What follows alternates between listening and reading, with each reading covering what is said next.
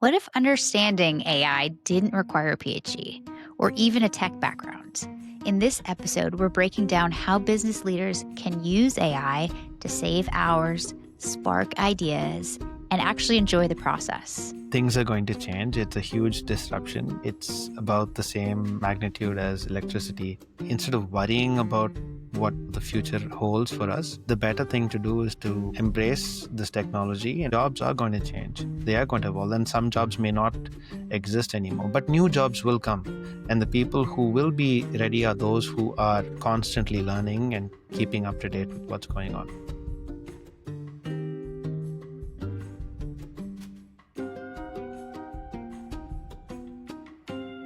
Welcome to a new episode of Growth Department. I am joined by one of the internet's favorite AI leaders, Sairam Sundaresan, and he's going to break down how leaders can embrace AI without needing a PhD.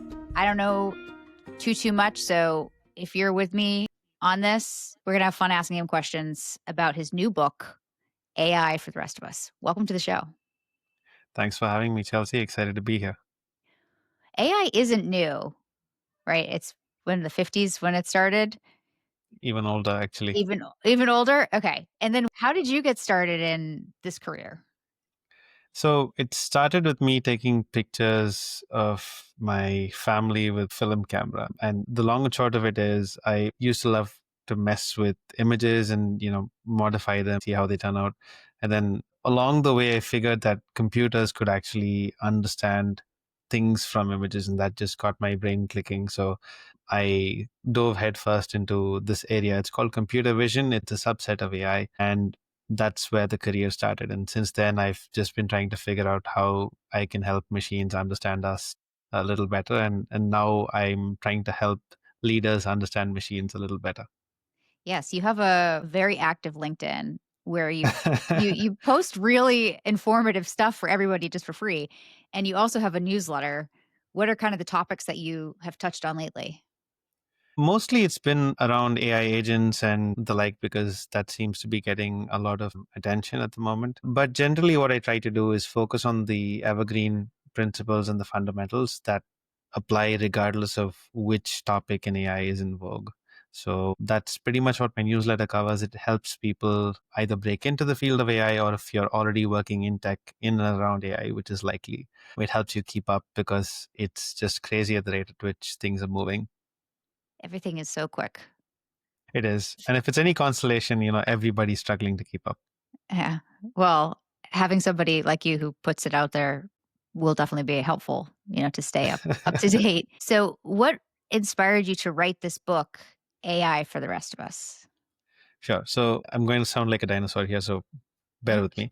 When I started out trying to learn AI, there was no chat GPT. There was none of this amazing resources like, YouTube playlists or blogs. There was just a lot of textbooks, and they had a lot of math, which I enjoy, but not a lot of people might. And on the other side of the spectrum, you have code, which is another way to understand what's going on. But that's more for people who are like software engineers who come from a background where code is the language in which they communicate. But what happens to the rest of the people who are in the messy middle? And I was in the messy middle, and I wanted to do something for somebody who was a few steps behind where I am right now. And that was the inspiration of the book. And the recurring problem that I've seen in the industry is you have business leaders and decision makers who are under severe pressure, and they have to make decisions on the roadmap the company is going to take, or business owners who have to decide which way to pivot. And for them, if you go and throw a whole bunch of jargon at them about AI, they're not going to get it. But they need to understand and communicate in a way, at least understanding the basics, so that they can be more effective. And on the other side, in larger companies, you have the engineering teams who are building out these products. They don't understand where the business leaders might come from, but they can only speak in highly technical and logical language, if you will. There has to be a way for them to translate their thoughts and intentions about why something will or won't fly, either to their boss or the boss's boss or the boss's boss's boss. And this book, I hope, is going to be that kind of translation between the two, promoting AI literacy and sort of serving as translation between the two sides of the company. I'm going to have to get it. It comes out October 30th. This episode is probably going to air a week or two after. So, we'll link below for where you can go get it. It has illustrations and pictures in there too. Yep, I drew all the pictures in the book. So Oh, that's fun. I just wanted to make it. So again, AI feels very intimidating, and I just wanted to have a whole bunch of doodles in there that make it less intimidating. So that's the spirit behind it. So someone doesn't really need to have a PhD to get AI. Depends on what you're doing. I'll clarify that because I do have colleagues in the industry who'd be shaking their fists at me saying, how dare you? But the truth is, to understand the basics of AI and how things work, all you need is a bit of dedication. And to be honest, even if you aren't in it to understand how your favorite chat GPT or Claude is working behind the scenes, my hope is that this allows you or inspires you to understand it so that you know how best to use it. Like if you understand the strengths and limitations of something, it just gives you that extra edge over somebody who doesn't, and you can use it effectively for your work and other things. Yeah. So, long answer short, for most people, you can understand AI in plain English. One of the issues that I run into with AI is if I just search a question I have about AI, there's so much out there, so much Mm. content that I don't know who to trust. I don't know which thing is hyped up.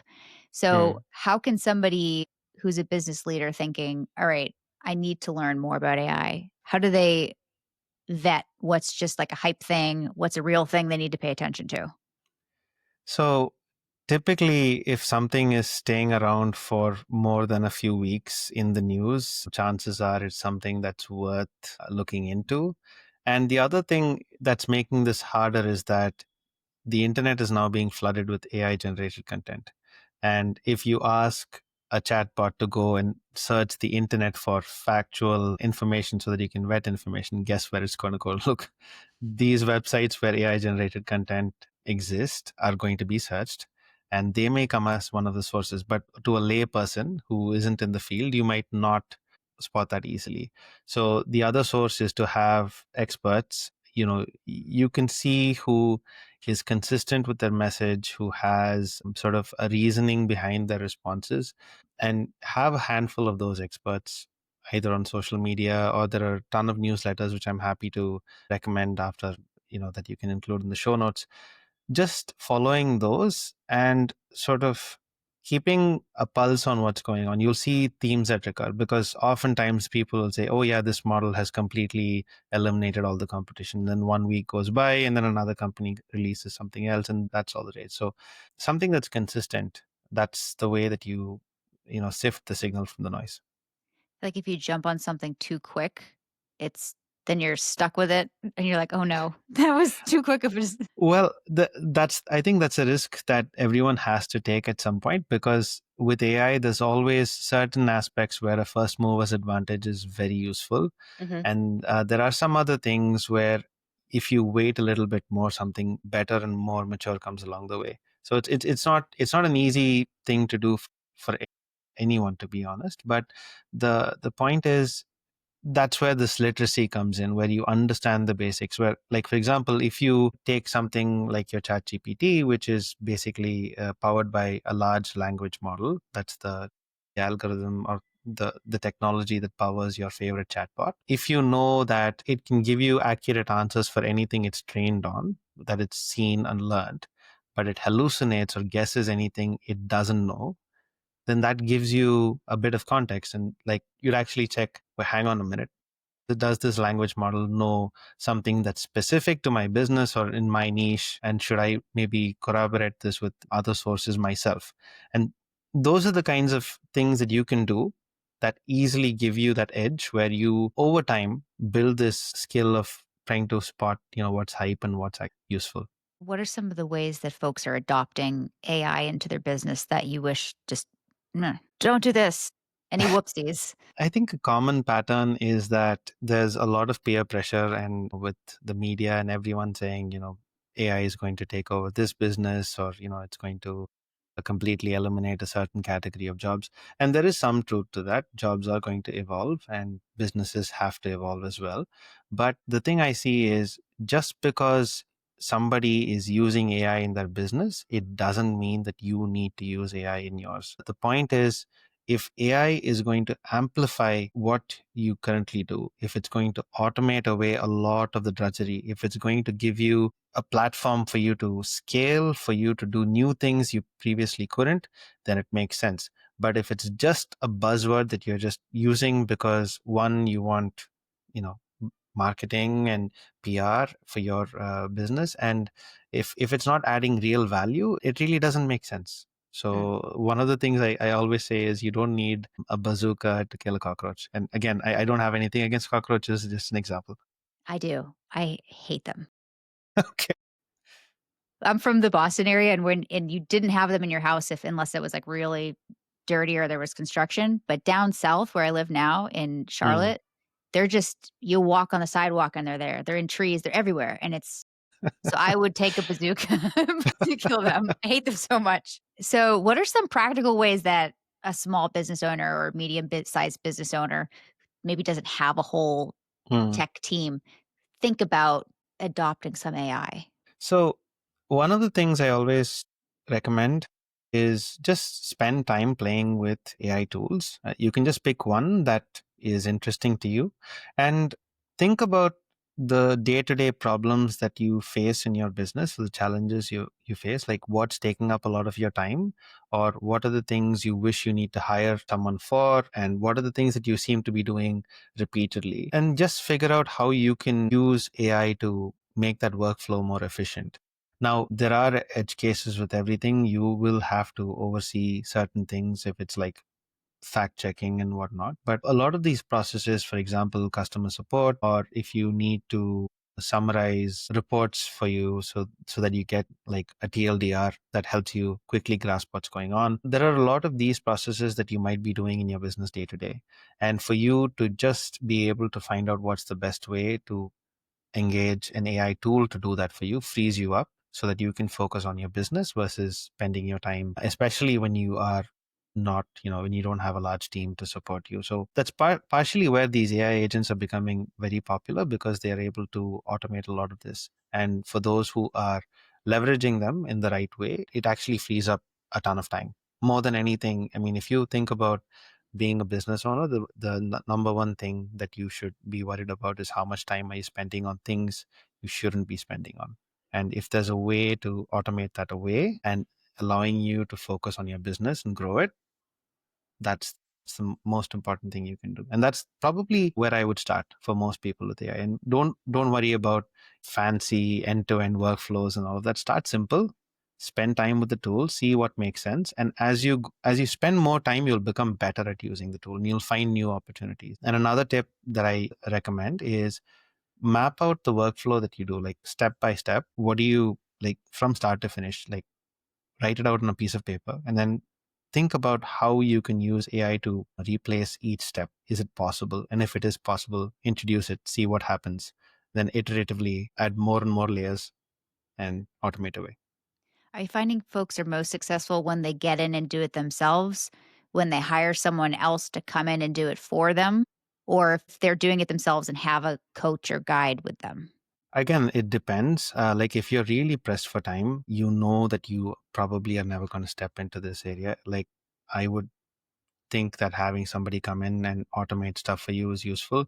But the problem is then if something doesn't work, if something breaks, you have to call that person again. Mhm. So it always helps to understand how the processes work. If you are somebody who's very excited about knowing the ins and outs every bit of your business, then it makes total sense. And it's really fun to learn once you start playing with it. It's not as intimidating as it might seem from the outside. And which leads me to the third option, which is if you do have a budget for investing to work with a coach, with somebody who knows these tools in and out, who can sort of guide you, set it up, and then explain why things work. And then that is probably the most optimal because then you can try out new things without needing to have a person every time coming in. And it also saves you time because probably they're going to teach you the best practices from the get-go as opposed to you making a ton of mistakes and burning through a bunch of API credits. And it's quite easy because the more and more you prompt, you might be burning through several hundreds of dollars before you realize it. And then having somebody from the get-go to guide you saying, hang on, don't do that, do this instead, here's why, that saves you time and money. So it really depends on where you are and how much you have in terms of time and money to invest. Are we killing this is a side note, but are we killing the planet with AI? I'm probably not the most qualified to answer it, but I will give you my opinion. I feel that it is a challenge. A couple of amazing researchers who I follow, they work at this company called Hugging Face, which is one of the best company names I've ever heard, by the way. They came out with a report, actually a paper, where they said that for you to generate one image using one of these models, it takes up the same amount of energy as it takes to charge your phone from 0 to 100%. Ooh, So that is, just imagine the number of people using AI for dad jokes and all those kinds of things. It adds up. okay. So plant trees if you're gonna be using it for stupid stuff. Do something, please. Yep, yep, definitely. All right. Back to the positive fun side of AI. What are some of the misconceptions that folks have about AI in terms of like, is it going to be gloom and doom? The machines are going to take over. Definitely not the Matrix or the Terminator. So I just want to say things are going to change. It's a huge disruption. It's about the same, my opinion, it's the same magnitude as electricity. And with every huge change, there's always been an evolution of how things were done. Like take the printing press or take calculators or take computers. Every time there's been a section of the population who are worried about their profession and how things might change for them. And AI is no different, right? Because it does things incredibly fast. And the interesting bit is it's genius at certain things and completely stupid at other things. And I'm sure you would have experienced this. That's where the opportunity is for us. And I'm not saying it's going to stay this way. There's research going on to make it smarter, and that time will come. But I feel like the best way to, instead of worrying about what the future holds for us, the better thing to do is to embrace this technology and try to spend time with it, learn it, and then be in a position where you know how to make best use of it. Because jobs are going to change, they are going to evolve, and some jobs may not exist anymore, but new jobs will come. And the people who will be ready are those who are constantly learning and keeping up to date with what's going on. And the same holds for businesses as well. Businesses will have to evolve, and certain types of businesses might have to pivot. And you need to have that flexibility. And anyway, I mean, if you think about it, most business owners are like that, right? I mean, they've handled a lot of difficult situations in their lives so far. And probably this is another pivot that they just have to prepare for. And I'm sure they'd be able to do it. It's just that having that inertia to change is probably the thing you should be worrying about. If you're a business leader and your time super crunched already, adding oh, now I have to learn this and pivot and change my business again to stay competitive. Hmm. What are some tips you have for making time for that or just biting the bullet and getting it done? I know it's easy for me here to sit and say, you have to spend time learning AI, and I understand that not everyone has the luxury of time, but spend 30 minutes if you can every day just playing with one AI tool. You don't need to take five, six things, and just spend time, understand how to interact with it. Because the nice thing about AI is that we are writing the user manual as we go. So in a sense, there is a lot to be learned along the way through experimentation. So just spend 30 minutes a day. I mean, this can be on your phone as well. It doesn't need to be in front of a computer. Just interact with it, ask it questions, or try to give it some kind of tests that you previously didn't. Like, for example, maybe there's a huge spreadsheet where you're trying to understand what's going on, like understanding some trend. Just upload it to, I mean, again, be careful. If it's confidential information, please be careful, because your data might be used for training these models. But my point is, give it tasks that you have an open imagination, give it tasks that you previously thought AI can't do, and just see what happens, because the results might surprise you. And over time, 30 minutes a day, you become better at spotting what it's good at, how to prompt it in a way that gives you effective results in a shorter time. And as you become better at this, you start incorporating it into your business. And the more you incorporate it into your business, the more time you win back. And the more time you win back, the more time you have to think about the business, pivot, and all of those things.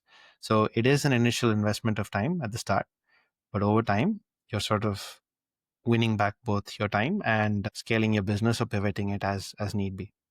I was at a point with my business where I said, okay, if I want to take more clients, I need to figure out how to automate some of this, or I'm going to need to add headcount because Hmm.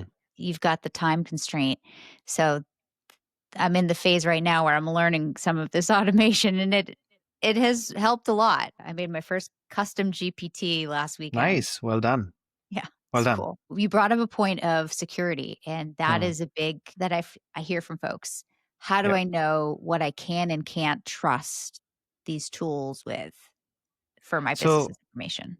generally, unless you have an enterprise plan with ChatGPT or Claude or any of these other tools, it's always safer to assume that whatever you upload or tell these models is going to be used for training these models, in the sense that that information then goes to train these models. Chances are, in an enterprise license, I think what they do is they ensure that your data stays private, but if you're in any of the other tiers, this is again my understanding, but I would say if it's something that's proprietary, like IP for your business, if it's some financials, if it's something that's very confidential, I would recommend that you don't share that with these models. But then again, you can use proxies. Like you could use a simile, a facsimile of, like, imagine that there was some kind of dummy information that would help you solve this problem. I mean, you could apply the same logic with the actual information, but this dummy information doesn't compromise your secrets. That's maybe one workaround. But then again, brainstorming for writing reports and things that don't involve your proprietary and confidential information, by all means. But if you're on the fence, it's better to be on the right side of the fence. So if you want to analyze customer data, you could change your customer names to be like orange, pineapple instead of Chelsea's trucking or okay. Right, and of course, yeah, like anonymizing the customer data and all of that. Those are all best practices for sure. You mentioned proxies. Another word you mentioned before was a few times AI agents. Will you break that Mhm. down? Like, what is an AI agent? Okay. So an AI agent is basically a model that has access to tools. And what I mean by tools are things like a calculator, or things like being able to search the web, being able to generate an image, or just having access to, like Google Drive, anything where like the model doesn't have to create or do things on its own. For example, if you asked a language model what is, I don't know, 10 times 3, in the days before, it would hallucinate because it's not actually thinking what 10 times 3 is. It's just saying, okay, hang on. This user has asked me for a bunch of numbers. So 10 times 3, and they're asking me is what? So then it'll look at its training data and then say, where have I seen a similar pattern before? And then try to guess. So it's actually guessing based on the patterns it's seen before, not actually doing the math. Hmm. Whereas if you give the same language model access to a calculator and then say, use this calculator and then compute 10 times 3 for me, it actually sends it to the calculator. So because it knows, okay, I know I have access to this tool. So it sends this information to the calculator. The calculator does the math. The model gets back the information and you get it back. And that's why a model with access to tools is significantly more powerful, because you're offloading the stuff it's not good at to tools that actually can do those things. And ChatGPT, for example, is an AI agent in a very simple form, because it is a language model that has access to the internet. So it can do web search for you, right? And then it responds to you. So the agent is solving a particular task using a set of tools. So that's a simple way to think about it. Okay, so the basic chat is already an agent. It's just A not very simple agent. okay. And you can attach your GPT to other tools too, like to your Canva or to your Google Drive. That's getting a little Mhm. fancy. Yeah, I mean, that's the beauty of the times we live in, is that all of a sudden, once you figure out a way to connect these models with the tools that you use, and this is why I said write down the steps for your processes earlier on paper and see how you do it, and then see where you can use AI. This is what I mean. It's like, is there a way to connect AI with the tool that you're already using? and see if it works. I have so many things I wanna try this weekend. What do you guys what do you do this weekend? I'm gonna go make another, a more complex agent. Yeah, it's just for one episode, there were Hmm. 22 steps, basic steps for find a guest, send the form Hmm. that we mapped out, and then there were 3 people involved. And now we still have 3 people, but we have gotten it down to 15, and 5 of those are done in one click of a button Nice. with the thing I built a few.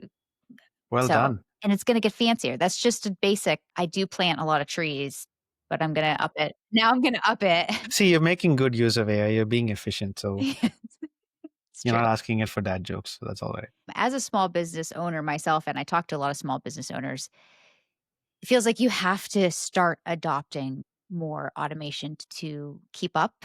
How can it also help you be competitive? So I think the difference really is, if you think about it, everybody has access to the same tools, more or less. And your differentiator shouldn't be that I'm using AI. That's a nice differentiator for a while, but the moment your competitor starts using it, it's gone out the window. And so your edge is really anything that is unique to your business, anything that you have experience in. For example, you can take two logistic companies, right? One company is just using, I don't know, chat GPT or some type of model to answer the customer questions. That's fine. Mhm. But the other company has 20 years of data on customer conversations, and they know the types of responses for edge cases and everything. And then they use that to fine tune or prompt a version of this language model and build a customer support agent. Now, which one do you think is going to be better? Mm. And so yeah. So that's how you need to think. Like, what is the difference if AI is like a rising tide, right? It's going to, all the boats are going to be lifted. The one that has a sail is probably going to move faster than the one that does not. And so what's your sail? Mm. That's what you need to think about. So what is, like, it can be data that's unique to your business. It can be context that you have learned as a business owner through experience that another business owner may not have. So as part of your prompts, you say, in my experience, I have seen this and this work for our customers. So make sure you are doing this task by following these principles. Simple things that seem obvious to you might actually be invaluable for the model. So you need to think of these models as like an intern that doesn't eat, doesn't sleep, but really needs a lot of context to do the job well. So as long as you have that mental model and you give it the right context that separates you, there's a reason why customers come to your business as opposed to your competitor. And you need to give it that context so that you gain that advantage. With just using it to use it, the place I see it most is on LinkedIn posts or on Hmm. social media posts where people just copy and paste, and a lot of posts now sound the same. And and even if you ask, yeah, could go riff on that for a minute. No, I was just going to say, like, it's amazing to see the types of comments that appear on a post because everybody's using AI to comment. And it's instantly, like, I used to love M dashes, by the way, and I hate them now. Love them so much. They were very fun to do physically, and now Yeah, it's gone. it's got. And like the M dash, there are many patterns that you can spot in AI generated text. And that's a differentiator, by the way. If you can prompt your model to avoid using those things and write like you by giving it examples of how you write, that itself is a very small advantage that not a lot of people are using. The difference is I always try to visualize the person actually saying the comment to me in person. Mhm. And if it doesn't feel like this person would speak to me in that fashion, it's an immediate red flag. Anyway, I Yeah. riffed on it. So But here's the thing, colon. Bullet, bullet, bullet, bullet. I put together a guide with ChatGPT of, hey, what are Mm, the phrases that people are using the most in their social posts that give them away so that I can give it to people and say, stop it. Just put mm. in 2 sentences of effort and let's all make this better. Yeah, yeah. It's like it starts with it's not just this, it's this. And you'll find or this is gold. These phrases, if I see them, I'll be like, AI, AI, AI. Yeah. It's very easy to spot. even if I hear them. So I'll hear a TV ad, I'll be cooking or something and hear a TV ad and say, "Oh my gosh, that TV ad that they just spent millions of dollars on was written by ChatGPT." Yep. And maybe people don't notice yet, but pretty soon it's gonna feel really gross when you start hearing the same old stuff. Is there a risk when you start using AI for that strategy piece that you said, "Hey, brainstorm ideas." Is Hmm. there a risk that a model is giving the same strategy to everybody It in your is. niche? It pretty much is. And Yeah, that's why you need to spend time and never ever take the first response a model gives you, ever. generally, as a rule of Okay. thumb, because it's going to try to, like, when you do this back and forth conversation, you're actually giving it a whole bunch of context. Because think about it for a second. When you try to ask your intern or your employee to do a task for you, if they are brand new on the job, you're going to have to train them to do it in a way that you are usually used to doing it. And chatting with an AI model is like the first day of an employee who joins your business, right? They don't have that context. Now, yes, some of these models have this memory feature in them that allows them to remember your preferences and whatnot. But even so, just think of it like it's the employee's first day, and what they produce in the first shot will not be close to what you actually want or accept. Mhm. So you spend more time, you say, I don't want this and this. Have you really done some research on this? Can you actually go and get me the sources for this, information? If it's like a report, where did you get this information from? And actually go and read it, because sometimes these models just return a link, but when you go and look into that link, it doesn't actually have that phrase that it's saying is like a fact. It might say, oh, I got a 20%, some company got a 20% boost from doing something, and it returns a link about that company. If you just glance at the link, it looks great because the company's name is there and blah blah blah. But you click the link and you actually skim through the article, you'll find that that fact is not there. So you have to be laser focused on how you interact, and that happens when you have a detailed conversation. And over time, what you will understand is there's a certain way to prompt these models to get this information or this result faster, as opposed to going through 6 or 7 tries. And the other side of the coin is, if you go too deep, if you spend way too many back and forth cycles, the model will begin to forget what you told it at the start. Oh, So that's what this context window is called. I don't know if you've heard of it, but basically, when companies release models, they talk about how my model's context window is 1 million, which sounds amazing. But the context window is basically like a bucket. Mhm. And every time you prompt this model and you have a conversation with it, you are filling water inside the bucket. And over time, the bucket fills up and the water starts flowing out. And the water that flows out is what you poured at the very start, right? Okay. So that's the way to think about it. So don't have a conversation that's way too long. This is where that experience comes in, where you go back and forth, you spend time with these models, and when you prompt them the right way, which you will figure out by spending more time.